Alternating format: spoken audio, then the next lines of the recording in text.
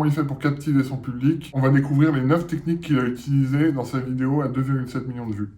Ça vous est sûrement arrivé d'être confronté à des individus qui essayent d'instaurer un rapport de force avec vous. La première technique qu'il utilise dans cette vidéo, c'est la technique du « ça t'est déjà arrivé ». L'idée, c'est de décrire une situation qui est arrivée à ton audience. Là, on parle tout de suite du problème, la situation désagréable qui est arrivée à ton audience, avant de parler des solutions.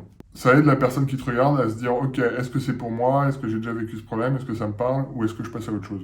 Si vous foncez tête baissée, vous risquez de perdre la face. En réalité, votre meilleure arme quand vous êtes dans une situation où quelqu'un essaie de vous dominer, c'est la contre-attaque. Là, il parle de la fausse solution, foncer tête baissée et perdre la face. On veut savoir quelle est la bonne solution. 4 phrases concrètes pour déstabiliser une personne dominante. 4 phrases, c'est concret, on se dit que ça va être rapide et c'est facile à utiliser au quotidien.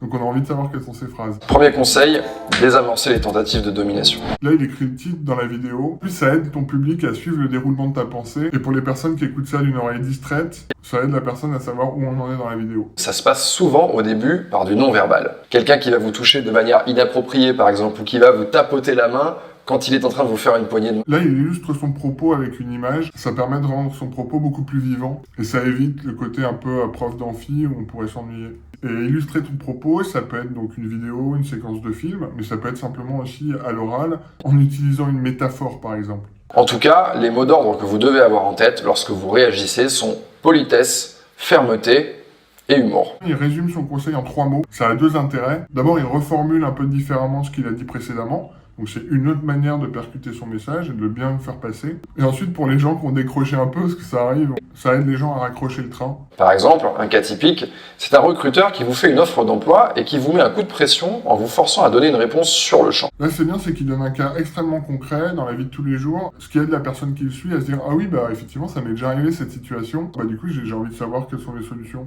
Une autre technique qu'il utilise pour conserver l'attention, c'est qu'il change le cadrage très régulièrement, en faisant des zooms sur l'image. C'est un truc qui arrive souvent dans certains films où chaque séquence, chaque plan dure maximum 30 secondes pour que ce soit pas monotone. La première fois qu'on m'a raconté ça, je me suis amusé à compter la durée des séquences de films que je regardais. Ce que je vous conseille plus généralement, c'est d'évaluer si une situation relève de domination frontale ou non frontale et ensuite d'ajuster vos outils en fonction. Après avoir donné des exemples, il donne une leçon générale. Et l'erreur qu'on fait tous, en tout cas moi je le fais très souvent, c'est de dire en premier la leçon générale à retenir, ne pas donner d'anecdotes ou d'exemples, ou de les donner à la fin. Ça va rentrer par une oreille, ça va sortir par l'autre, et surtout, on va pas se souvenir de cette leçon, même si cette leçon est très utile. Et du coup, pour éviter ça, commencer par quelque chose de très spécifique, de commencer par des exemples, des anecdotes, un petit peu comme dans les contes, où à la fin, il y a une morale à retenir. Qu'est-ce qu'on peut retenir de cette vidéo? Je pense qu'il y a 5 éléments clés à retenir pour captiver son public. La première, on commence par le problème, une situation désagréable que ton audience veut éviter. Ensuite, on promet une solution, de préférence simple à mettre en application. Ensuite, on partage les conseils. On illustre chaque conseil avec un exemple ou une anecdote pour que la personne retienne ce conseil. Et on finit en résumant les points clés. Et en suivant ce petit plan simple, t'es déjà assuré de faire une bonne vidéo. Si t'aimes bien ce type de format, je t'invite à liker la vidéo et à t'abonner pour voir les prochaines vidéos.